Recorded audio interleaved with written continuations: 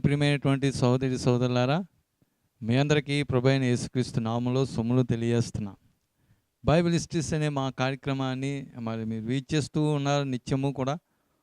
కనుక మీరు ఈ యొక్క చూచి ఆశీర్వాదాలు, దైవాశీర్వాదాలు పొంది మీరు, మీ కుటుంబం, మీ బిడ్డలు మీరు చేసుకునే ప్రతి పని కూడా దేవుడు దీవించి ఆశీర్వదించాలని మేము నిత్యము ఎల్లప్పుడూ మీ కొరకు ప్రార్థిస్తూ ఉంటున్నాం. అయితే మీరందరూ వచ్చి ఈ యొక్క టీవీ ముందు కూర్చుని అది దేవుని యొక్క వర్తమానాన్ని విని ఈ కడవరి కాలంలో మరి ఆత్మీయ జీవితంలో మనం ఎంతవరకు మేలు పొంది మరి ఈ యొక్క లోకంలో ఉన్నది సత్యం కాదని తెలుసుకుని నిజమైంది పరలోక రాజ్యం, ఆ రాజ్యానికి వెళ్ళడానికి మనం ఎలా సిద్ధపడాలో దేవుని లేకుండా మనకు స్పష్టంగా తెలియజేస్తుంది. ఆ విషయాలు మీరందరూ తెలుసుకుని దైవాశీర్వాదాలు పొందాలని మరి ఈ యొక్క మరి దేవుని యొక్క మాటలు మీకు తెలియజేస్తున్నాం. మనందరూ కూడా కూర్చుని చక్కగా విని మరి దేవుని దీవెనలు పొందుదాం. ఇప్పుడు ప్రార్థన చేసుకుని ఈ యొక్క దేవుని మాటలు మనం విందాం. ప్రార్థన చేసుకుందాం. అందరూ తలలు వంచి కళ్ళు మూసుకుని ప్రభుని మనం ధ్యానం చేసుకుందాం, ప్రార్థన చేద్దాం. దయలో మా ప్రభు, ఇదిగోనైనా మరి సమయంలో మేమందరం కూడా ప్రార్థిస్తూ ఉంటున్నాం. మరి అందరూ కూడా వచ్చి ఇదిగోనైనా మరి బైబిల్ హిస్టరీస్ అనే మా కార్యక్రమాన్ని నిత్యము మరి టీవీ వద్ద ఉండి మరి వీక్షిస్తూ చూస్తూ వింటూ మరి వారు ఆశీర్వదించబడాలని, వారి కుటుంబాలు దీవించబడాలి, వారి ఆత్మీయ జీవితాలు దీవించబడి నీ రాజ్యం కొరకు సిద్ధపాటు కలిగి ప్రతి ఒక్కరు కూడా మరి సిద్ధపడాలని మేము ఆశపడుతూ మేము దేవా ఈ యొక్క మాటలు తెలియజేస్తున్నాం. నీ యొక్క వాక్కు అది మా మాటలు కాదు, నీ మాటలుగా ఉంచి ప్రతి హృదయాన్ని తాకండి. అందరూ కూడా తెలుసుకుని నీ సత్యంలోకి వచ్చేలా చేయండి. ఒక్కొక్కరు అవసరాల కోరికలు తీర్చండి. కుటుంబాల్లో ఉన్న వారికి ఉన్న సమస్యలు తీర్చండి. వారి గృహాల్లో నువ్వు గొప్ప అద్భుతం చేయండి నాయన. మరి వారి గృహాల్లో ప్రతి ఒక్కరు గృహాల్లోకి అడుగుపెట్టడానికి నువ్వు మా ఈ యొక్క టీవీ ద్వారా వారి గృహాల్లోకి వెళ్ళి నీ స్వార్థ ప్రకటించడానికి నువ్వు ఇచ్చిన ఈ యొక్క యోగ్యతను బట్టి నీకు స్తుతులు చెల్లిస్తున్నావు. దీవెనకరంగా ఉంచండి. ఈ యొక్క కార్యక్రమం ద్వారా అనేక మంది జీవితాలు మార్చబడి నీ రాజ్యాన్ని సిద్ధపడేలా చేయండి. దీవించమని యేసు నామమున అడుగుచున్న పరమ తండ్రి, ఆమేన్. ప్రియ దేవుని ప్రజలారా, ఈ యొక్క సమయంలో మీతో ప్రత్యేకంగా మరి దేవుని యొక్క వర్తమానం ద్వారా, దేవుని యొక్క వాక్కు ద్వారా మీతో మాట్లాడాలని మరి ఆశ కలిగి ఉన్నాం. దేవుడు మీతో మాట్లాడటానికి ఆయన ఇష్టపడుతున్నాడు. మరి మాట్లాడినప్పుడు మీరు విని ఆ ప్రకారంగా నడుచుకోవడానికి మీరు ఇష్టపడితే ఆ యొక్క దీవెనలు, దేవుని యొక్క దీవెనలు ఉంటాయి. దేవుని రాజ్యం మనకు ప్రసాదించబడుతుంది. వినడం ఈ దినాల్లో చాలామంది టీవీ దగ్గర కూర్చుని టీవీల దగ్గర అనేక మంది భక్తులు, దైవజనులు యొక్క ప్రసంగాలు వింటున్నారు. వినేసి ఊరుకుంటున్నారు తప్ప వాళ్ళ జీవితాల్లో సిద్ధపాటు లేని వాళ్ళు ఎంతోమంది ఉన్నారు. విని అనుసరించేవారు కావాలి, వినేవాళ్ళు కాదు. వినేవాళ్ళు చాలామంది ఉన్నారు కానీ అనుసరించేవాళ్ళు లేరు. అనుసరించేవారు కావాలని యేసయ్య కోరుతున్నాడు. విని దాని ప్రకారంగా చేయవాడే నాకు ఇష్టడు అని దేవునికి లేఖనం చెప్తుంది. అది చేతనే దేవుని మాటలు వినాలి, దాని ప్రకారంగా మనం అనుసరించాలి. అప్పుడే దైవ దీవెనలు మనకి దొరుకుతాయి. మనం అనుసరించినప్పుడు పరలోక రాజ్యం మనకు దొరుకుతుంది.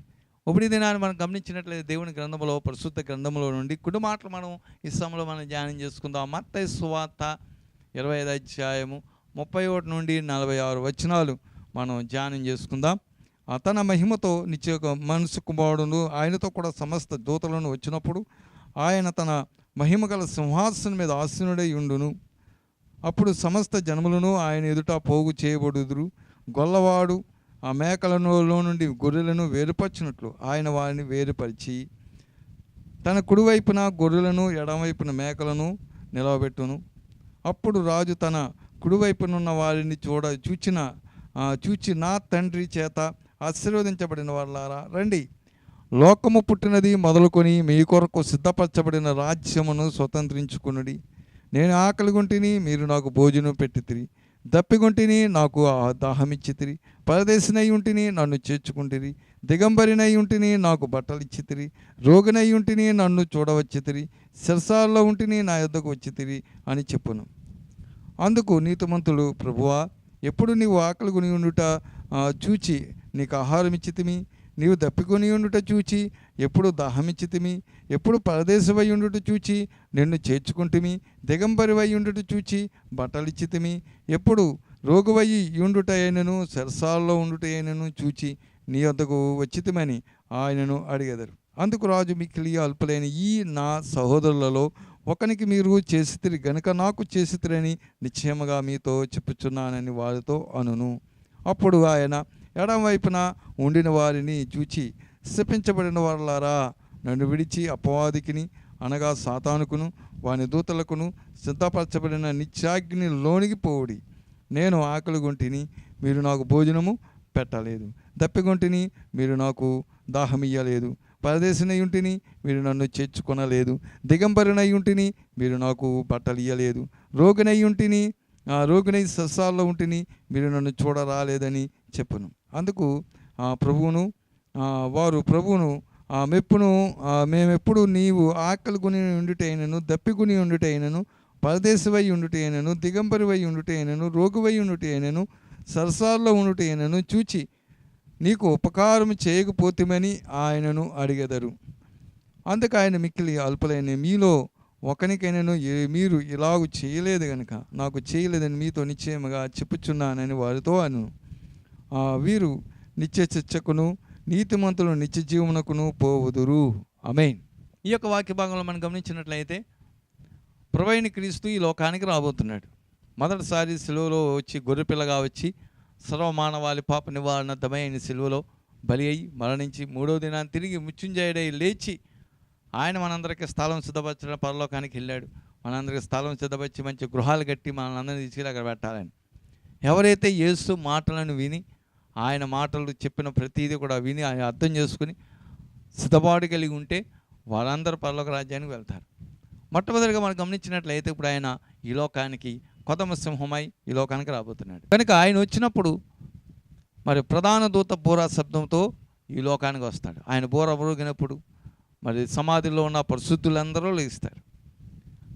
ఆ తర్వాత మనం ఇలాగే కానీ ఉండగా ఆయన వచ్చి ఉన్నాడు అనుకోండి, కనురెప్ప పాటులో మనం మార్పు చెందుతాం. మార్పు చెందిన తర్వాత అక్కడ తీర్పు దేవుడు తీరుస్తాడు. అక్కడ దేవదూతలను పంపుతాడు. ప్రపంచంలో నలుమూలలా ఆయన ప్రజలు ఎవరున్నారో వారందరినీ సమకూర్చుతాడు. అప్పుడు దేవదూతలు వచ్చి అందరినీ సమకూర్చి అప్పుడు ఏం చేస్తాడు, వాళ్ళని దేవదూతలు అక్కడ రెండుగా విభాగించబడుతుంది. చూడండి, అందుకే ఆ యేసుప్రభువు వారు ఉపమానం చెప్పాడు. ఏమని? గొల్లవాడు ఆ యొక్క గొర్రెలను మేకలను కలిపి ఉదయం నుంచి సాయంత్రం వరకు మేపుతాడు. మేపిన తర్వాత సాయంత్రం అయిన తర్వాత ఇంటికి తోలుకొచ్చి వాటిని ఏం చేస్తాడు, గొర్రెలను ప్రత్యేకించి ఓ దొడ్లో పెడతాడు, మేకలను తీసుకెళ్ళి ఓ దొడ్లో పెడతాడు. అంటే అవి కలిపి పెట్టడం. అట్లాగనే దేవుడు మనల్ని కూడా ఇక్కడ ఏం చేస్తాడంటే క్రైస్తవ జనాంగాన్ని అనగా క్రైస్తవ సంఘాల్లో ఉన్న విశ్వాసులని రెండుగా విభజించబోతున్నాడు. అదే మనం గమనించాలి. అదే క్రీస్తు న్యాయపు తీర్పు. ఆ తీర్పులోకి మనం వచ్చినప్పుడు మనమందరం ఎట్లా ఉన్నాము అనేది ఈనాడు క్రైస్తవ సంఘాలే కావచ్చు, విశ్వాసులు అవ్వచ్చు, ఆ యొక్క బోధించే బోధకులే కావచ్చు, ఎవరైనా సరే అక్కడ డివైడేషన్ అవుతుంది. అదే యేసయ్య భూమి మీద వారిని ఏం చేస్తాడు, రెండుగా విభాగిస్తాడు. అందుకే ఈ యొక్క వాక్యంలో ఉన్న భావం మనం చాలా లోతుగా అధ్యయనం చేయాలి. అందుకే రెండుగా విభాగించే వాళ్ళు ఎవరు? మేకలంటే అన్యులు అనుకుంటూ ఉంటారు కొంతమంది. కాదు, క్రైస్తవుల్లోనే రెండు రకాలుగా ఉన్నారు, గొర్రెలు మేకలు. సంఘాల్లో కూడా అనేక మంది ఎలా ఉన్నారు, ఎక్కువ మేకలుగానే కనిపిస్తూ ఉంటారు. కనుక మేకల యొక్క స్వభావం మనందరికీ తెలుసు, గొర్రె యొక్క స్వభావం మనందరికీ తెలుసు. గొర్రె ఏం చేస్తుంది, కిందకి చూసుకుంటూ వెళ్తుంది. తన యజమానుడు ఎటు వెళ్తున్నాడో ఆ యజమానుని వైపే చూస్తుంది. పక్కన ఉన్న ఏమి చూడదు, దిక్కులు చూడదు, వ్యర్థమైన వాటి మీదకి వెళ్దాం. అదే మేక అయితే మరి రోడ్డు అంటే సరిగ్గా నడవదు. దాన్ని అదేం చేస్తుంది, పక్కకి అటు ఇటు చూస్తుంది. అక్కడ ఏమైనా పక్కన ఎవరిదైనా దొడ్లో పక్కన పచ్చగా ఏదైనా మొక్క కనిపించినా అది వెళ్ళిపోయి వెంటనే రెండు కాళ్ళు తీసి దాని మీద పెట్టేసి వెంటనే తినేస్తూ ఉంటుంది. ఈ దినాల్లో కూడా క్రైస్తవులు దేవుని రక్తంలో స్వరక్తంలో యేసు యొక్క స్వరక్తంలో కడగబడి ఆయన విడుదలగా మార్చబడి దేవుని మందిరానికి వస్తారు. కానీ వారి యొక్క స్వభావాలు మార్చుకోరు, వారి క్యారెక్టర్, వారి యొక్క గుణాలు మార్చుకోరు. ఏంటి ఆ గుణాలంటే వ్యభిచారం, దొంగతనాలు, మోసం, అక్రమం, అన్యాయం, అల్లరి, ఇంకా దూషణలు, బూతులు, నానా చండాల పనులు మానంటారు. పక్కన పొరుగు వాంది ఆశించడం మానంటారు. పొరుగు వాంది ఎవరిదైనా కనబడిందంటే వెళ్ళిపోయి అది తెచ్చేసుకోవాలి. అంతేగాని అంతవరకు వాళ్ళకి నిద్రాడు. ఎన్ని పనులు మామూలుగానే ఉంటాయి, మార్పు లేని జీవితం. అందుకే మేకలాగా ఉండడానికి కాదు, కానీ మేకలాగా ఈ దినాల్లో ఉన్నావు అంటే దూరపొద్దున యేసై వచ్చినప్పుడు మేకల గుంపులోకి నిన్ను మరి ప్రత్యేకిస్తే ఆ దినం చాలా ఘోరంగా ఉంటుంది. అందుచేతనే మరి మేకలుగా ఈనాడు సంఘాల్లో ఉండకూడదు. చాలామంది సంఘాల్లో ఇప్పుడు ఏమైపోయినాయంటే కుల సంఘాలు ఎక్కువైపోయినాయి. కులాన్ని బట్టి సంఘం, కులాన్ని బట్టి పాస్టర్. ఆ పాస్టర్ అయితేనే మన కులం వాళ్ళకి మనం ఒక సంఘం అనుకుని అలా పెట్టుకుని యేసయ్య రాజ్యానికి వెళ్ళినప్పుడు అక్కడ కులం ఉండదు, అక్కడ జాతి ఉండదు, అక్కడ భాషా భేదాలు ఉండవు, అక్కడ ప్రాంతీయ భేదాలు ఉండవు, రాష్ట్ర భేదాలు ఉండవు, దేశ భేదాలు ఉండవు. ఇక్కడైతే అన్ని భేదాలే. యేసయ్య వచ్చినప్పుడు అక్కడ ఏ భేదం నీకు అక్కడ ఏం కనిపించదు. నువ్వు గొర్రెవా మేకవా రెండే అక్కడ యేసయ్య తేలుస్తాడు. నువ్వు గొర్రె అయితే గొర్రెలాగా గొర్రెల గుంపులోకి వెళ్తావు. దేవుని కొరకు యథార్థంగా జీవించి యేసయ్య కావాలని నిలబడి నువ్వు యథార్థంగా జీవించాలి. ఏ చెడ్డ పనులు చేయకూడదు, వ్యర్థమైన కార్యక్రమాలు చేయకూడదు, మరి అన్నీ కంట్రోల్ చేసుకోవాలి. ఈ మధ్యన చాలామంది ఏం చెప్తున్నారంటే నువ్వు ఎలా ఉన్నా పర్వాలేదు దేవుని దగ్గరికి వచ్చాయి అని చెప్తుంటారు. కొంతమంది పాస్టర్లు కూడా చెప్తూ ఉంటున్నారు, అన్నీ తినేయచ్చు, అన్నీ తాగేయచ్చు, దినం భోజనాలు తినేయచ్చు, పెళ్ళిళ్ళకి వెళ్ళి పూజ రకరకాలుగా అన్నీ పండగ పప్పలు తినేయచ్చు, అన్నీ తినేయండి పర్వాలేదు, దేవుడు ప్రార్థన చేసుకుని తినేయండి, అన్నీ పవిత్రం అయిపోతాయి అని చెప్పే వాళ్ళు కూడా ఉన్నారు. అంటే నీకు అన్నీ కావాలని మేకలాగా వెళ్ళిపోయి ఏది కనపడితే అది అలా తినేస్తూ నీకు కంట్రోల్ లేకుండా ఉంటే నువ్వు మేకల గుంపులో పోతావు. అంతే. మేక ఏం చేస్తుంది, ఇంకేది దొరికితే దొరకాలే కానీ మొత్తం వెళ్ళిపోయి 2 కాళ్ళు దాని మీద ఇట్టే శుభ్రంగా నవిలేసే వరకు తినేసే వరకు అది విడిచిపెట్టదు. అట్లాగే దినాల్లో ఉంటున్నారేమో. కనుక జాగ్రత్త. దేవుని ప్రజలారా, దేవుని బిడ్డలారా, దేవుని సంగమా గమనించండి. ఎంత కంట్రోల్లో ఉండి ఎంతగా మనం ఆత్మీయ జీవితాన్ని అపవిత్రమైన వాటికి వెళ్ళకుండా, అపవిత్రమైనది మనం భుజించకుండా, అపవిత్రమైన దాని జోలికి పోకుండా మనం ఎంత చక్కగా ఉండి దేవుని వాక్యం ముందు ప్రార్థనందు దివారాత్రము ఎవరైతే దేవుని వాక్యాన్ని ధ్యానిస్తూ దేవుని కొరకు నిరీక్షిస్తూ యేసయ్య కొరకు సిద్ధపడుతూ ఉంటారో వారందరికీ పరలోక రాజ్యం ఉంది. వారే గొర్రెలు. అందుకని లోకంలో అవి కొంతమంది అడుగుతూ ఉంటారు ప్రశ్నలు, దినభోజనం తినొచ్చా అండి, పప్పలు తినొచ్చా అండి, 5 తినొచ్చా అండి, అక్కడికి వెళ్ళొచ్చా అండి, ఇక్కడికి వెళ్ళొచ్చా అండి. నువ్వు వెళ్ళాలనుకుంటే వెళ్ళొచ్చేయి. యేసయ్య కావాలి, యేసయ్య రాజ్యం కావాలంటే నువ్వు అన్నీ మాని. యేసయ్య రాజ్యం కావాలంటే అన్నీ ఏం కుదరవు. నువ్వు నిష్టగా ఉండాలి, అన్నీ కంట్రోల్ చేసుకోవాలి. నీ ముందున్నటువంటి నీ గురి వైపు నువ్వు పయనించాలి. అప్పుడే నువ్వు ఆ గమ్యానికి చేరుతావు. అందుకే ఇక్కడ మాటలు చెప్పబడుతున్నాయి. అందుకే దేవుని బిడ్డలుగా మనం ఏమై ఉన్నాం.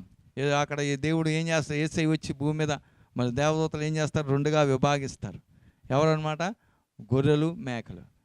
గొర్రెలు అనగా ఎవరు అనమాట, మరి యేసునందు విశ్వాసం ఉంచి లోక సంబంధమైన వాటిలో ఎందులోనూ పాలు పొందుకోకుండా ప్రత్యేకించబడిన వారు.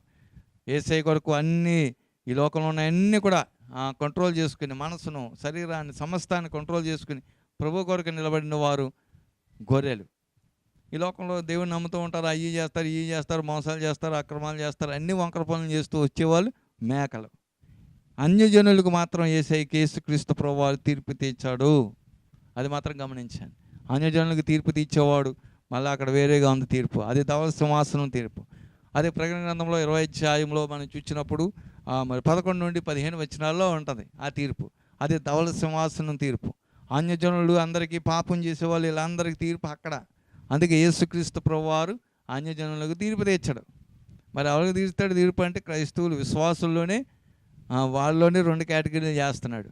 అందుకే మనం మేకలుగా ఉన్నామో గొర్రెలుగా ఉంటున్నామో చూసుకోవాల్సిన మనమే. అందుకే దేవుని ప్రజలమైన మనము దేవుని యొక్క మాటలు చక్కగా గ్రహించి లోతుగా మనం అధ్యయనం చేయాలి. అందుకే దేవుని ప్రజలుగా మనం గమనించినప్పుడు చాలా ప్రాముఖ్యమైనవి ఉన్నాయి. అందుకే 2 తీర్పులు జరగబోతున్నాయి. మొదటి తీర్పు యేసుక్రీస్తు యొక్క న్యాయపు తీర్పు. రెండవది ధవళ సింహాసనము తీర్పు. ఇప్పుడు ధవళ సింహాసనానికి తీర్పులోకి వెళ్ళేవారు ఎవరు అంటే అన్యజనులు. యేసుక్రీస్తుని అంగీకరించిన ప్రజలందరూ కూడా ధవళ సింహాసనం తీర్పులోకి వెళ్తారు. యేసుని అంగీకరించి స్వరక్తంలో కడగబడి ఆయన విడగా చేయబడి ఆయన కొరకు జీవించే వారికి యేసుక్రీస్తు ప్రభువారు తీర్పు తీర్చబోతున్నాడు. అక్కడ తీర్పు ఎలాగ ఉంటుందంటే 2 గుంపులుగా విభాగిస్తాడు. ఒకటి గొర్రెలు, ఒకటి మేకలు. అందుకే దేవుని బిడ్డలుగా మనం అందరం కూడా గమనించాలి. అప్పుడు ఆయన అడుగుతూ ఉంటాడు, ఆయన చెప్తాడు అనమాట, గొర్రెలుగా ఉన్నవాని వైపు చూచి అంటాడు, నేను పరదేశినై ఉండగా నాకు మరి ఉండడానికి నీడనిచ్చారు, నేను వస్త్రహీనునై ఉండగా నాకు వస్త్రాలు ఇచ్చారు, నేను దప్పికొనగా దాహం తీర్చారు, నేను ఆకలి కొని ఉండగా ఆహారం పెట్టారు, నాకు వస్త్రహీనునై ఉండగా వస్త్రాలు ఇచ్చారు, నాకు అన్నీ సహాయం చేశారు, నేను చెరసాలలో ఉండగా, నేను రోగునై ఉండగా నన్ను పరామర్శ చేయడానికి వచ్చారు అని యేసు ప్రభువారు గొర్రెలను చూసి ఆ మాటలు చెప్తాడు. అందుచేతనే మీ కొరకు సిద్ధపరచబడినటువంటి నా తండ్రి రాజ్యంలోనికి మీరు పోవుడి అని గొర్రెలకు చెప్తాడు. అప్పుడు నిత్య జీవానికి వారు వెళ్ళడానికి అర్హులవుతారు. అప్పుడు యేసయ్యతో కూడా ఎత్తబడి మధ్యాకాశంలోకి వెళ్ళిపోతారు. మరి మేకలను చూసి ఏమంటాడు? మేకలంటే ఏంటనమాట? ఈ లోకంలో అయ్యి కావాలి, ఇయ్యి కావాలి, అన్నీ కావాలి, ఇక్కడ యేసుబాబు భక్తి కావాలి అనుకుంటూ ఉంటారు. గుళ్ళోకి వచ్చేసి పెద్ద భక్తుల్లాగా యాక్టింగ్ చేస్తారు. అక్కడ అన్నీ బయటికి వెళ్ళి ఏం చేస్తుంటారు? విగ్రహాధన చేస్తారు, అక్కడ అన్నీ తినేస్తారు, దినం భోజనాలు తినేస్తారు, అన్నీ తినేసి అన్నీ అపవిత్రమైన పని మేకలాగా అన్నీ చేసేసి వచ్చి గుళ్ళోకి వచ్చేసి పెద్ద దీర్ఘ ప్రార్థన చేసి భక్తుల్లాగా యాక్టింగ్ చేసేసి గొంతులు వేసేస్తుంటారు. మళ్ళీ ఆత్మ వచ్చేసిందని గొంతులు వేసేస్తుంటారు. ఇప్పుడు వాళ్ళకి ఆత్మ కాదు, దురాత్మ వచ్చేది అనమాట వాళ్ళు గొంతులు వేయడానికి. ఇటువంటి వాళ్ళందరూ మేకల గుంపులో పోతారు. ఈ మధ్యన ఒక సంఘం బయలుదేరింది. ఇంకేం చేస్తున్నాడనమాట ఆయన దైవజనులు పాస్టర్ గారు కుడివైపున ఇలాగ అంటుంటే కుడివైపున ఉన్న వాళ్ళందరూ పడిపోతున్నారు. మళ్ళీ ఇలాగ అంటుంటుంటే ఎడం చేయితో ఇలాగ అంటుంటే ఎడం వైపున ఉన్న వాళ్ళందరూ పడిపోతున్నారు సంఘంలో విశ్వాసం. ఇదంతా ఏంటనమాట? మేకల పనులు అనమాట. మేకలు చేసే పనులు అన్నీ ఇలాగ ఉంటాయి. అందుకే రేపు పొద్దున్న యేసై వచ్చినప్పుడు నువ్వు మేకల గుంపులోకి వెళ్తే అప్పుడు ఇలాగంటే పడిపోయావో ఇలాగంటే పడిపోయావో ఆ పడిపోయిన వాళ్ళందరూ ఎక్కడ పడిపోతారనమాట? నిత్యాగ్ని గుణంలో పడిపోతారు. అందుచేతనే బహుజాగ్రత్త కలిగి ఉండాలి. అందుకే ఇక్కడ మన యేసుక్రీస్తు తీర్పు ఎట్లా ఉంటుందంటే గొర్రెలను నిత్య జీవానికి పంపిస్తాడు, మేకలను ఎక్కడ పంపిస్తాడు? డైరెక్ట్గా నిత్యాగ్ని గుండంలోకి వెళ్ళిపోతారు, ల్యాక్ ఆఫ్ ఫైర్లోకి వెళ్ళిపోతారు. That is very dreadful and dangerous place and eternal fire is there. అందుచేతనే ఇక భయంకరమైనటువంటి అగ్ని గుండానికి ఆహుతి కావడానికి డైరెక్ట్గా మేకలు గుంపు ఎక్కడికి వెళ్ళిపోద్ది అనమాట? అగ్నికి ఆహుతి అవుతాయి. అక్కడికి వెళ్ళిపోయిన తర్వాత వాళ్ళు తిరిగి మళ్ళీ అన్నట్టు పైకి రారు. అది యేసుక్రీస్తు యొక్క తీర్పు, జడ్జిమెంట్. అందుచేతనే దేవుని బిడ్డలుగా మనం మరి ఎట్లా ఉన్నాం ఒకసారి మనం ఆలోచించుకుందాం. అందుకే దేవుని ప్రజలుగా మనం చూద్దాం. ఇప్పుడు ఈ అన్యజనులు ఏమవుతారండి? మరి ఆ లోకంలో అన్నీ వ్యర్థంగా తిరుగుతూ విగ్రహాధన చేస్తూ అన్ని వ్యర్థమైన పనులు చేస్తూ అన్నీ వాళ్ళు నచ్చిన వారికి ఎలా వీలుగా ఉంటే అలా పోతూ ఉన్నారు. వీళ్ళందరికీ ఇప్పుడు ఏంటంటే మరి వారు మరణించగానే పాతాళానికి వెళ్ళిపోతుంది. వారి ఆత్మ పాతాళంలో ఉంటారు. పాతాళంలో ఉన్న తర్వాత యేసుక్రీస్తు మరి రాబోతున్నాడు. వచ్చిన తర్వాత 7 ఏండ్లు భూమి మీద శ్రమల కాలం ఉంటుంది. మధ్యాకాశంలో 7 ఏండ్లు పెండ్లి విందు ఉంటుంది. ఆ తర్వాత ఆయన భూమి మీదకి వస్తాడు. వచ్చిన తర్వాత 1000 ఏండ్లు మిలీనియం ఇయర్స్ అనగా ఒక 1000 సంవత్సరాలు యేసుక్రీస్తు ప్రభువారు భూమి మీద ఏకచక్రాధిపత్యంగా పరిపాలన చేస్తారు. అయిన తర్వాత హెర్మిగిజ్జోన్ యుద్ధం జరుగుతుంది. ఆ హెర్మిగిజ్జోన్ యుద్ధం ముగిసిన తర్వాత అప్పుడు ధవళ సింహాసనం తీర్పు స్టార్ట్ అవుతుంది. ఆ ధవళ సింహాసనం తీర్పులోకి ఎవరు వస్తారని అంటే ఈ అన్యజనులు, పాపం చేసిన వాళ్ళందరూ అక్కడికి వస్తారు. అంటే అక్కడ వారికి శరీరాలు ఉండవు. ఈ ఆత్మలకి ఈ అన్యజనులు అందరి యొక్క శరీరాలన్నీ కూడా ఏమైపోతాయి అనమాట? ఆ శరీరాలతో పాతాళంలోకి వెళ్ళరు, ఆత్మలు మాత్రమే అక్కడ ఉంటాయి. అప్పుడు ఈ శరీరాలను ఎక్కడున్నాయి అని మనం ఆలోచిస్తే కొన్ని సముద్రాల్లో ఉంటాయి, కొంత గాలి వాయువు, కొంతమంది అగ్నితో కాల్చేసి బూడి చేసేస్తారు కదా. అందుచేత అగ్ని అప్పగించాలి, వాయువు అప్పగించాలి, సముద్రాలు, నదులు, భూమి తనలో ఉన్నటువంటి అవయవాలన్నీ అప్పగించమని మరి అక్కడ దేవుడు చెప్తాడు. అదే ప్రకటన గ్రంథం 20వ అధ్యాయము 11 నుండి 15 వచనాల్లో మీరు అక్కడ చదివితే అక్కడ ఉంది. అప్పుడు అక్కడ అన్నీ కూడా పట్టుకొచ్చి అక్కడ పెడతాయి. అప్పుడు మరి మనం కూడా చూస్తాం. యెహెజ్కేలు గ్రంథం 37వ అధ్యాయం 1 నుంచి 12 వచనాల్లో చదివితే అక్కడ యెహెజ్కేలు ప్రవచించమని దేవుడు చెప్తాడు. ఆయన ప్రవచిస్తూ ఉంటాడు. ప్రవచించినప్పుడు ఎండిన ఎముకలను సజీవమైనవిగా నువ్వు ప్రవచించినప్పుడు ఆ ఎండిన ఎముకలన్నీ తిరిగి లేచి అక్కడ గుట్టగా చేయబడతాయి. అప్పుడు ఆయన ప్రవచించగా అప్పుడు ఎవరి అవయవాలు వాళ్ళకి అంటుకుంటూ ఉంటాయి, ఒకళ్ళే అంటుకో. అప్పుడు స్కెల్టన్ మరిగా అక్కడ నిలబడతాయి. మనం చూస్తుంటాం కదా, హాస్పిటల్లో చూపిస్తుంటాడు ఎముకల గూడు, అలా ఎముకల గూడు ఉంటుంది. అప్పుడు మళ్ళా ప్రవచిస్తాడు యెహెజ్కేలు ప్రవక్త. అప్పుడు చర్మం మరి వారికి ఆ ఎముకల గూడికి చర్మం వస్తుంది. అంటే ఎవరి రూపం వాళ్ళకి వస్తుంది. ఆ తర్వాత అప్పుడు పాతాళంలో ఉన్న ఆత్మలను విడిచిపెట్టగానే అవి వచ్చి వాటిలో ప్రవేశిస్తాయి. అప్పుడు జీవాత్మలుగా ఇప్పుడు మనం ఎలా ఉన్నామో అలా నిలబడతాం అన్నమాట. అప్పుడు వారికి ఏముంటుంది అన్నమాట? తీర్పు ఉంటుంది. అందుకే ఈ యొక్క వీళ్ళకి ఎవరు అన్నమాట? పాపాత్ములైన వారు, పాతాళంలో ఉన్న వారికి పునరుద్ధానం ఉంది, మళ్ళీ తిరిగి లెగిస్తారు. ఈ మేకలుగా ఉన్నటువంటి వారు ఎప్పుడైతే యేసయ్య వచ్చినప్పుడు వాళ్ళని అగ్నిగుండానికి, నరకాగ్నికి పంపిస్తాడో వాళ్ళు ఇంక మళ్ళీ అన్నాడో తిరిగి మళ్ళీ బయటకు వచ్చే పని లేదు. వాళ్ళకి పునరుద్ధానం లేదు, మేకలకు పునరుద్ధానం లేదు. ఈ అన్యజనులకు పునరుద్ధానం ఉంది. ఎందుకు? తీర్పు పొందడానికి. అప్పుడు వాళ్ళు సజీవులుగా నిలబడిన తర్వాత అప్పుడు గ్రంథాలు తెరవబడతాయి. జీవగ్రంథము వేరొక గ్రంథం. అందుకే వారి పేర్లు జీవగ్రంథంలో రాయబడిన వాళ్ళు మా పరలోకానికి వెళ్ళడం. కానీ అక్కడికి వెళ్ళే వాళ్ళు ఎవరో జీవగ్రంథంలో పేర్లు రాయబడినోడు ఎవడో అక్కడికి వెళ్ళడం. అక్కడ ఉన్న వాళ్ళందరూ పాపులే ఉంటారు. ఎవరు ఉంటారండి అంటే అన్యజనులు ఉంటారు. దేవుని ఎరగని ప్రజలు, వ్యర్థమైన పనులు చేసే వాళ్ళందరూ అన్యజనులు. వాళ్ళందరూ ఉంటారు. ముస్లింలు ఉంటారు, యూదులు ఉంటారు, ఆ తర్వాత నాస్తికులు ఉంటారు. దేవుడు అంటే లేడని చెప్పేవాళ్ళు. ఇంకా దేవునికి విరోధంగా నడిచే ఈ ప్రజలు ఇక ఎక్కడి నుంచి ఈ సృష్టి ప్రారంభం నుండి మరి మిలీనియం ఇయర్ వరకు కూడా ఈ ప్రపంచం నడుస్తుంది కనుక అక్కడ వరకు ఉన్న ప్రజలందరూ కూడా తీర్పులోకి వస్తారు. అక్కడ తీర్పు తీర్చబడిన తర్వాత వారందరూ నిత్యాగ్నిలోకి వెళ్ళిపోతారు. లేక్ ఆఫ్ ఫైర్లోకి వెళ్ళిపోతారు. అక్కడ నిత్యాగ్ని ఉండవు. ఇంకా అందులో మాడుతూనే ఉంటారు. ఇంక బయటకు వచ్చే పని లేదు. ఇంకా అందులోకి వెళ్ళిన వారు తిరిగి ఎవరునూ బయటికి రారు. అటువంటి భయంకరమైన గుండంలోకి పోవడానికి సిద్ధంగా ఉన్న మానవుల్ని రక్షించాలని యేసుక్రీస్తు ప్రభువారు ఎంత ప్రేమ యజ్ఞం చేస్తే ఈనాడు ప్రజలందరూ త్రోసివేస్తున్నారు. ఆయన ఏదో పనికిమాలోడిగా చూస్తున్నారు. అబ్బాయి మా మతం కాదండి, మా కులం కాదు, మా దేశముడు కాదు, మా ప్రాంతముడు కాదు అని యేసు ప్రభువుని పక్క తోసిపడేస్తున్నారు. జాగ్రత్త, రేపొద్దున నువ్వు త్రోసివేయబడి నరకంలో పోయే రోజు ఉంది. ఆ దినాన్ని ఎవడో నేను రక్షించాడు. యేసయ్య నీకు అవకాశం ఇచ్చాడు, సద్వినియోగపరచుకో. దాన్ని త్రోసివేసావా నీ జీవితంలో ఎంత ఘోరం జరిగిపోదంటే చాలా ఘోరం జరిగిపోద్ది. అది గ్రహించాను. అందుకే దేవుని బిడ్డలుగా మనందరం కూడా ఏమై ఉంటున్నామో మనం చూద్దాం. కొన్ని పాయింట్ వైజ్గా కొన్ని విషయాలు మనం చూద్దాం. మరి మొదటగా మనం మొదటి పాయింట్లో మనం చూసినప్పుడు జీవము కలిగిన జనాంగము. యేసుక్రీస్తు ప్రభువారు ఈ లోకానికి వచ్చినప్పుడు క్రైస్తవ సంఘాలు జీవం కలిగి ఉంటాయి. ఆ జీవం గల సంఘంగా ఉంటారు. కనుక దుష్టులు ఏమైపోయి ఉంటారు? మరణించి ఉంటారు. ఆ మరణించిన వారు తిరిగి లెగిస్తారు. తర్వాత మిలీనియం, మరి 1000 సంవత్సరాలకు మిలీనియం ఉంది. దానికి ముందు 7 సంవత్సరాలు ఉంటుంది. 7 సంవత్సరాలకు ముందు యేసుక్రీస్తు ప్రభువారు వచ్చినప్పుడు అప్పుడు వారందరూ కూడా దేవుని ప్రజల సంఘాన్ని, మరి జీవం కలిగి ఉంటుంది, ఆ సంఘాన్ని తీసుకుని వెళ్తాడు. కనుక వాళ్ళు ఈ యొక్క ధవళ సింహాసనం తీర్పు ఎప్పుడు జరుగుతుందంటే మిలీనియం ఇయర్ తర్వాత 1000 సంవత్సరాల తర్వాత వాళ్ళకి తీర్పు జరుగుతుంది. ఎవరికి? దుష్టులు, పాతాళంలో ఉన్నవారికి. కనుక ఇక్కడ మనం చూస్తున్నాం క్రీస్తు న్యాయపీఠం. ఆ న్యాయపీఠం న్యాయపు తీర్పు జరిగినప్పుడు అది ఎక్కడ జరుగుతుంది అంటే భూమి మీదే జరుగుతుంది. కనుక మరి గమనించినట్లయితే భూమి మీదే రెండుగా విభజిస్తాడు. ఆ గొర్రెలు మాత్రం ఆయనతో వెళ్ళిపోతాయి, మేకలు మాత్రం కిందకి నరకంలో దిగిపోతాయి. అందుచేతనే మనం బహుజాతి కలిగి ఉండాలి. ధవళ సింహాసనం తీర్పునకు వచ్చేవారు ఎవరైనా? ధవళ సింహాసనం అంటే దేవుని సింహాసనం. ఆ తీర్పు ఎక్కడ జరుగుతుంది? పరలోకంలో జరుగుతుంది. ఇదేమో యేసుక్రీస్తు న్యాయ తీర్పు ఎక్కడ జరుగుతుంది? భూమి మీద జరుగుతుంది. భూమి మీద డివైడ్ చేసేస్తాడు ఆయన వచ్చి. మేకలు ఎవరు, గొర్రెలు ఎవరు? మేకలు అయితే నరకానికి పోతారు, గొర్రెలు అయితే ఆయనను వెంబడించి ఆయన ఎదుర్కోవడానికి మేఘం మీదకి ఎగిరి వెళ్ళిపోతారు గొర్రెలు. అదేనమాట అక్కడ జరిగేది.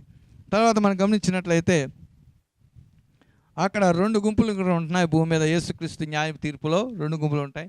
ధవళ సింహాసనం తీర్పు దగ్గరికి వచ్చినప్పుడు ఒకే గుంపు ఉంటుంది. ఏంటనమాట ఆ గుంపు? పాపపు గుంపు మాత్రమే ఉంటుంది.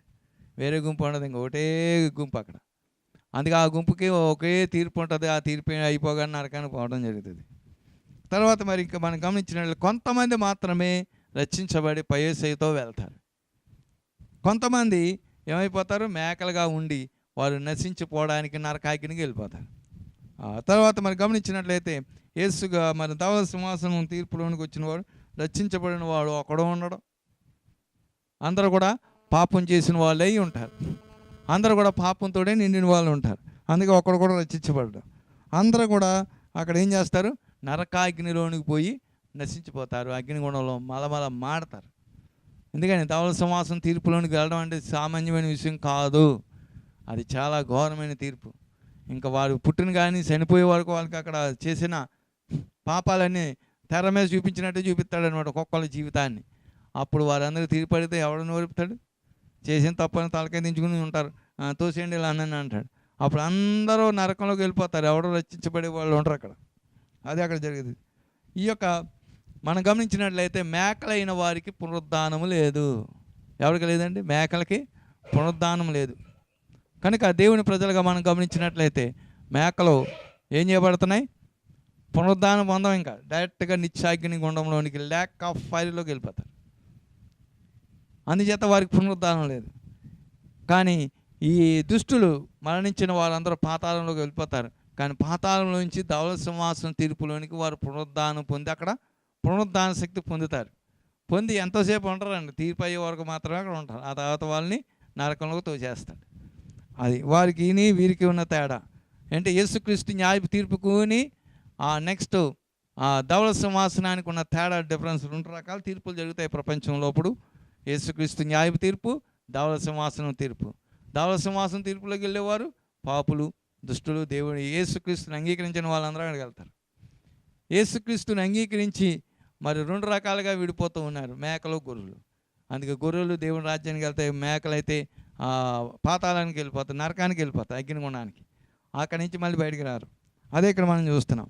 కానీ ఇక్కడ ఆ తర్వాత యేసుక్రీస్తు ప్రభు తీర్పు తీర్చిన తర్వాత యూదులకు భయంకరమైన శ్రమలు ఉంటాయి. 7 ఏండ్ల కాలం శ్రమలు ఉంటాయి. వాళ్ళ శ్రమల్లో ఉంటారు యూదులు. కనుక మరి చూసినట్లయితే సమస్త మనుషులను, సమస్త జాతులను, సమస్త పాపులను ఎక్కడ ఉంటారనమాట? ధవళ సింహాసనం తీర్పు దగ్గరికి వస్తారు. అది రెండింటికి తేడా చూపిస్తున్నాను మీకు. యేసుక్రీస్తు న్యాయ తీర్పు, ధవళ సింహాసనం తీర్పు. అక్కడికి కావాలి వెళ్తారు, ఇక్కడికి కావాలి వెళ్తారు. కనుక ధవళ సింహాసనం తీర్పు నాకు వెళ్ళే వాళ్ళందరూ పాపులే. అందుచేతనే దేవుని ప్రజలుగా మనం గమనిస్తూ ఉంటున్నాం. ఆ తర్వాత రెండవదిగా మనం గమనించినప్పుడు యేసుక్రీస్తు యొక్క న్యాయ తీర్పులో గ్రంథాలు తెరవబడవు. ఇక్కడ గ్రంథాలు ఉండవు. కానీ 2 గుంపులు మాత్రమే డివైడ్ చేస్తాడు. అది గొర్రెలు, మేకలు. ఇక్కడ గ్రంథాలు తెరవబడవు. అక్కడ ధవళ సింహాసనం తీర్పులోనికి వెళ్ళినప్పుడు అక్కడ గ్రంథాలు తెరవబడతాయి. 2 గ్రంథాలు ఉంటాయి. ఆ 2 గ్రంథాలు తెరవబడతాయి. ఒకటి జీవపు గ్రంథం, ఒకటి వేరొక గ్రంథం. ఆ జీవ గ్రంథంలో ఎవరి పేరైనా ఉంటుందా అని చూస్తే అక్కడ ఎవరి పేరు కనబడదు. అక్కడ ఎవరి పేరు ఉంటుంది? వేరే గ్రంథంలో పాపుల పేర్లే ఉంటాయి. అందుచేత వాళ్ళందరూ కూడా నరకానికి వెళ్ళిపోతారు, నరకాగ్నికి. కనుక మరి గమనించినట్లయితే ఈ విధంగా ఉంటుందని చెప్తున్నాడు. ఒక తరం వారు ఏమై ఉన్నారు? గొర్రెలు మాత్రమే యేసుక్రీస్తు న్యాయ తీర్పులో వారు విజయాన్ని పొంది వారు మాత్రమే పరలోకానికి వెళ్తారు. ఒక తరం వారు. కనుక మరి ఎవరంటే ఒక గుంపు వాళ్ళు మాత్రమే వెళ్తారు. ఒక గుంపు వారు మాత్రం నరకాగ్నికి వెళ్ళిపోతారు. కానీ అక్కడ అన్యజనులకు మాత్రం దేవుడు తీర్పు తీర్చాడు. యేసుక్రీస్తు ప్రభువారు తీర్పు తీర్చాడు. అన్యజనులకు తీర్పు తీర్చేవాడు అక్కడ తండ్రి అనే దేవుడు. ధవళ సింహాసనం దగ్గర తీర్పు ఉంటుంది. అన్యజనులకు, పాపం చేసే వాళ్ళకి, లోకంలో వ్యర్థంగా తిరిగే వాళ్ళకి అక్కడ తీర్పు ఉంటుంది. అందుచేతనే మనం గమనిస్తూ ఉంటున్నాం. అన్ని తరాల వారికి మరి ఎక్కడి నుంచి అండి?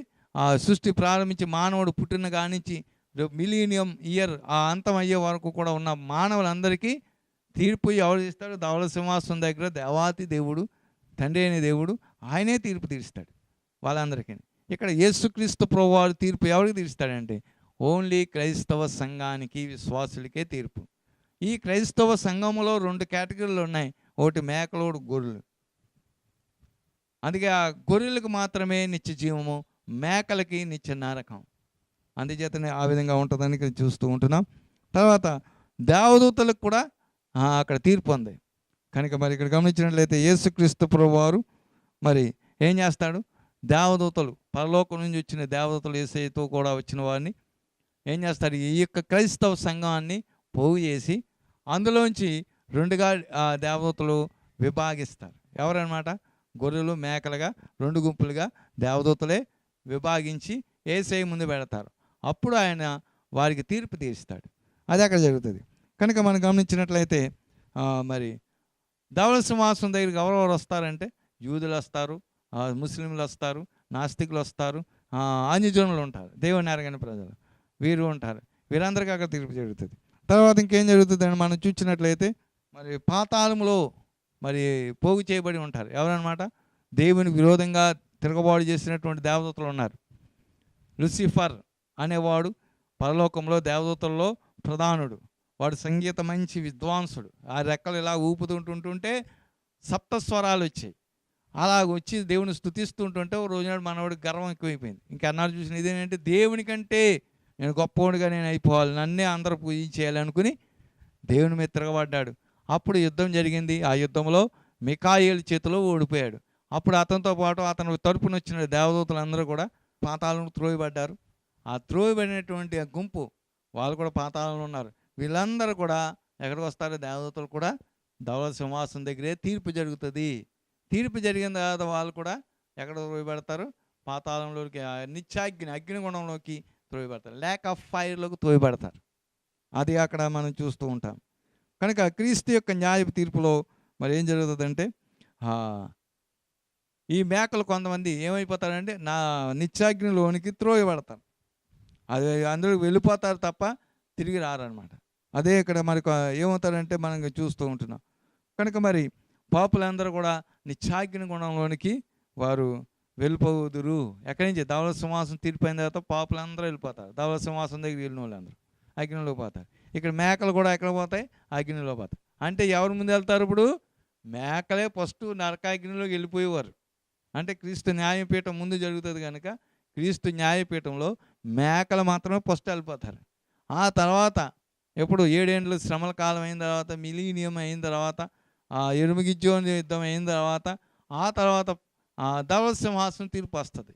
అప్పుడు వాళ్ళు పాతాళంలో ఉన్న వాళ్ళందరూ అక్కడికి వస్తారు. వాళ్ళు అప్పుడు సెకండ్ టైం వాళ్ళు వెళ్తారు నరకంలోనికి. అంటే వాళ్ళకంటే ముందు వెళ్ళిపోయే వాళ్ళు అనమాట. ఇప్పుడు సంఘంలో ఉన్నటువంటి మేకల గుంపు దేవుని నమ్ముతారు కానీ వస్తారు, కానీ మేకలుగానే ఉంటారు. ఒకటి చెప్పింది ఏంటో ఏం చేస్తారు? వాక్యాన్ని అనుసరించరు. వాళ్ళు సొంత పెత్తనాలు చేస్తుంటారు. మాకు అంతా తెలిసినట్టు ఫీల్ అయిపోతూ ఉంటారు. అటు లోకం కావాలి, బంధువులు కావాలి, కులం కావాలి, పండగలు కావాలి, పప్పాలు కావాలి, అన్నీ కావాలి వీళ్ళకి. వీళ్ళందరూ మేకల గుంపు. వీళ్ళందరూ ఫస్ట్ వెళ్ళిపోతారు నరకాగ్నిలో. ఇంకా వాళ్ళు బయటికి రారు. ఇంకా అదే ఇక్కడ చెప్తున్నాడు. కొంతమంది ఎవరున్నారంటే గొర్రెలు పరలోక రాజ్యంలో ప్రవేశిస్తారు. గొర్రెలైన వారు పరలోక రాజ్యంలోకి వెళ్తారు. మీరు బాగా చదవండి. మత్తయి సువార్త 25వ అధ్యాయము 31 నుంచి 46 వరకు చదివితే మీకు బాగా అర్థమవుతుంది. నిత్యాగ్ని గుణంలో పోయే వాళ్ళు ఎవరని అంటే మేకలే. అది ముందే వెళ్ళిపోతారన్నమాట. క్రీస్తు తీర్పు అవగానే, న్యాయ తీర్పు జరగగానే మేకలందరూ అక్కడికి వెళ్ళిపోతారు.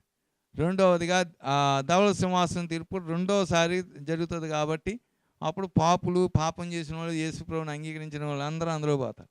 అది రెండవ తీర్పు. కనుక మనం గమనించాలి. ఈ యొక్క ధవళ సింహాసనం దగ్గరికి వెళ్ళిన వాళ్ళు ఎవ్వరూ కూడా పరలోక రాజ్యంలో ప్రవేశించడం అనేది అసంభవం. అంటే అక్కడ ఎవ్వడో కూడా నీతిమంతుడు ఉండడు. అందరూ పాపం చేసిన వాళ్ళే అక్కడికి వెళ్తారు ధవళ సింహాసనం దగ్గరికి.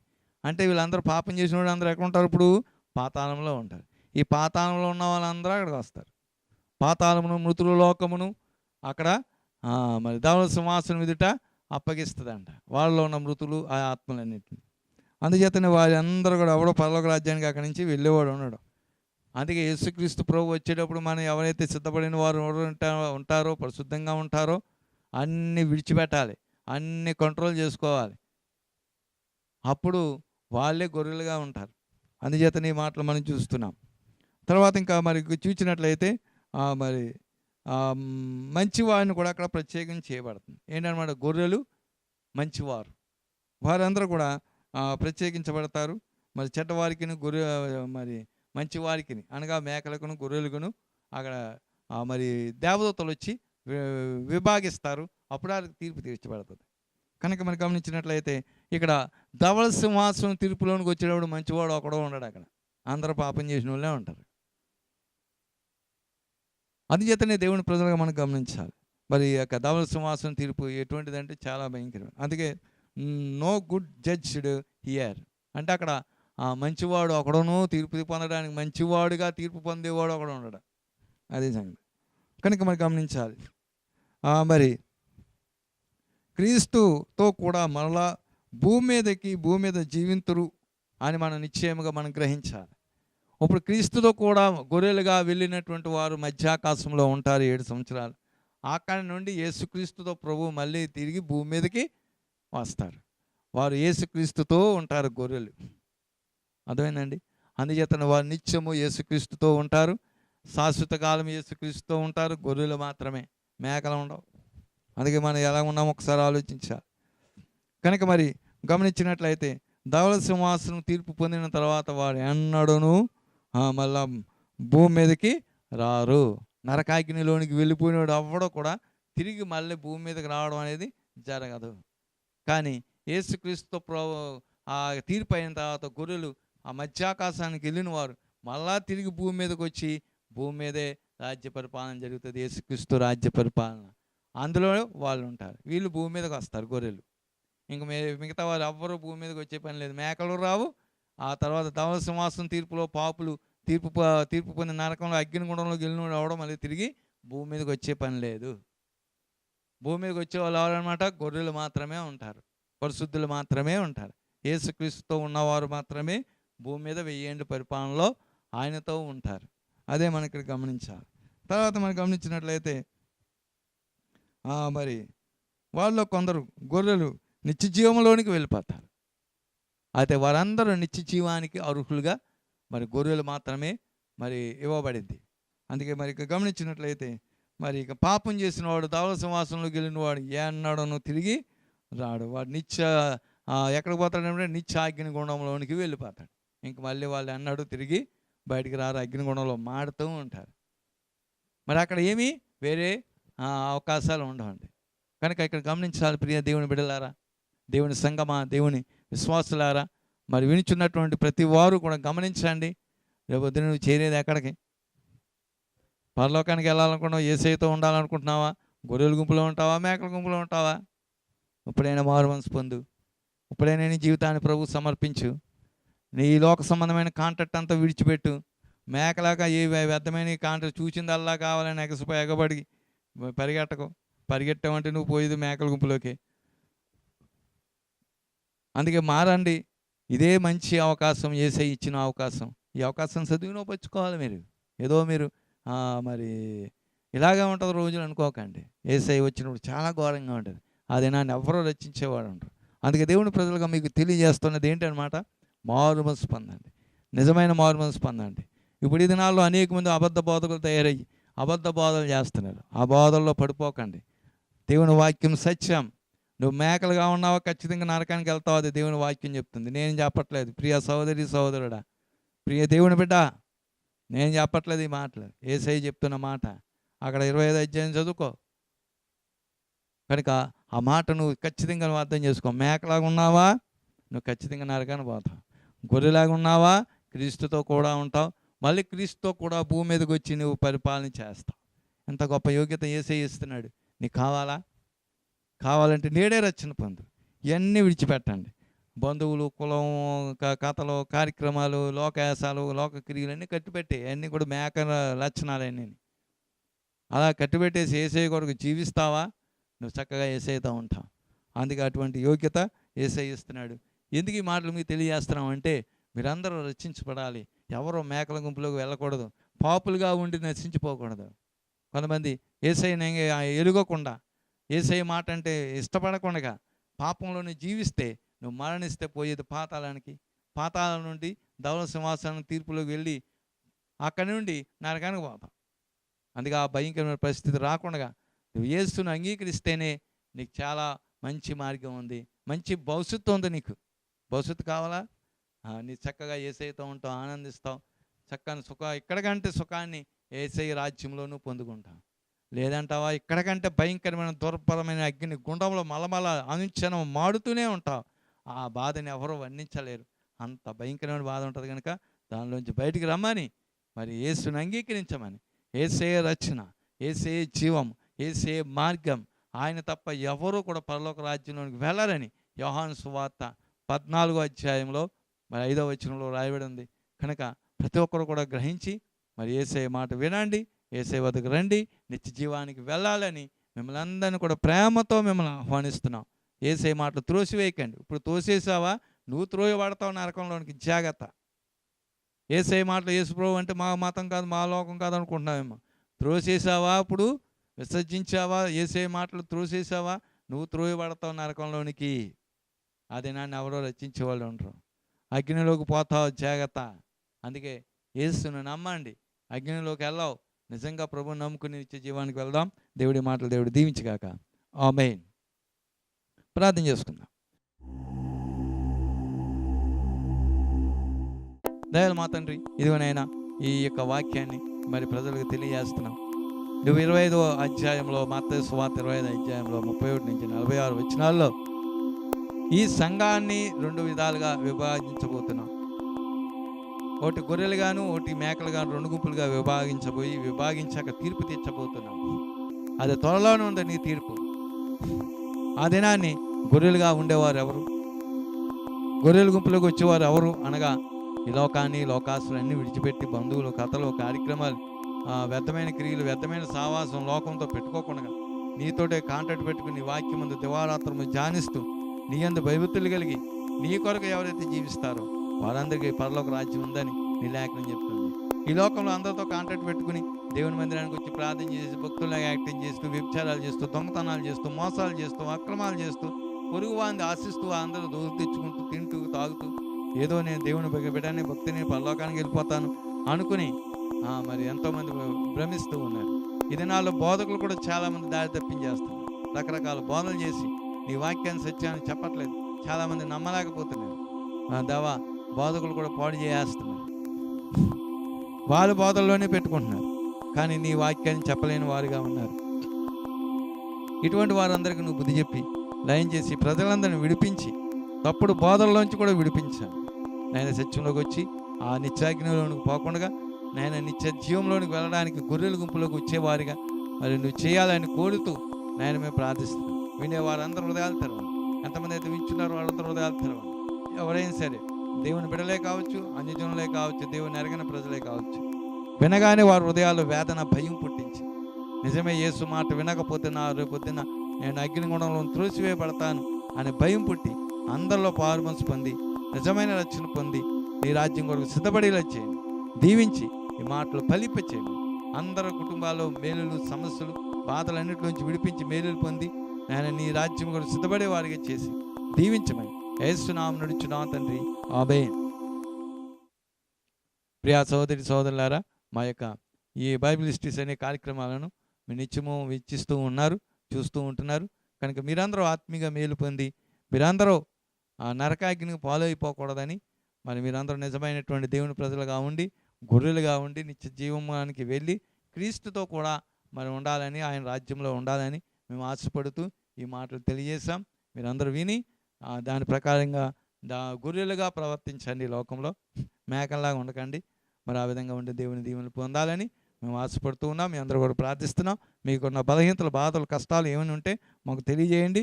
మా యొక్క మరి ఈమెయిల్ ద్వారా లేకపోతే మాకు ఫోన్ కాల్స్ ద్వారా మాకు తెలియజేయండి. మీ కొరకు మేము ప్రార్థన చేస్తాం. దేవుడు మిమ్మల్ని, మీ కుటుంబాలని దేవుడు ఆశీర్వదించి ఫలింప చేయగాక. ఆమేన్.